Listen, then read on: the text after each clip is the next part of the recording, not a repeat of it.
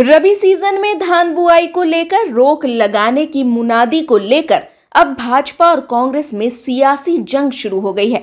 दरअसल खबर है कि धान खरीदी से पहले ही रायपुर और आसपास के जिलों में प्रशासन की ओर से कोटवारों ने ये मुनादी कर दी है कि अब धान की फसल न लगाकर रबी की फसल लगाएं, क्योंकि दलहन तिलहन को बढ़ावा देना है।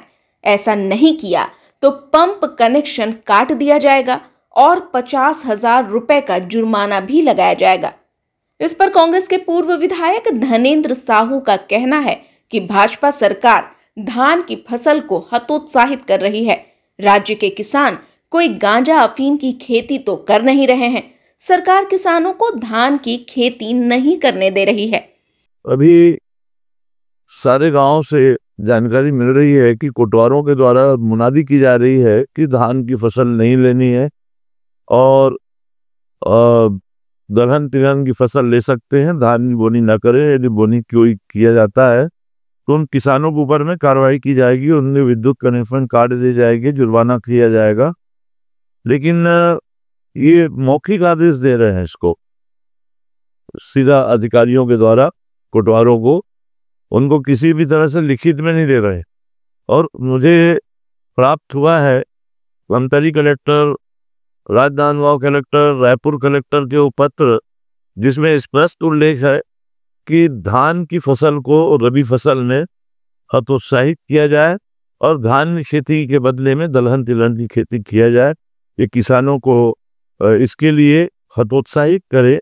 ये स्पष्ट उनका 3 जिले के कलेक्टर के आदेश की कापी तो मेरे पास उपलब्ध है। तो ये इस तरह से आज किसानों का यह जो है एक अधिकार है कि हम अपनी जो भी फसल हमें लाभदायी दिखता है और हमारा जो खेत है जिसके लिए अनुकूल है उसी के अनुरूप तो कोई भी किसान पसंद लेता है। लेकिन ये तुगलकी फरमान है कि किसी भी तरह से किसानों को बाध्य किया जाए, उनको हतोत्साहित किया जाए।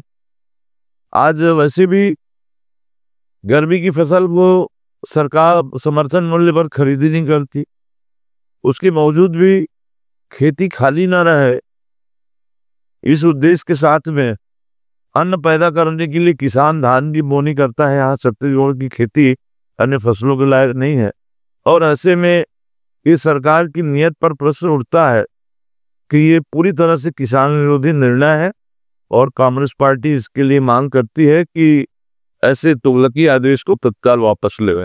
आज सरकार प्रतिबंध लगा रही है, ये कोई प्रतिबंधित फसल तो है ही नहीं गांजा अफीम की तरह जिसमें किसी किसानों को रोक लगाया जा सके।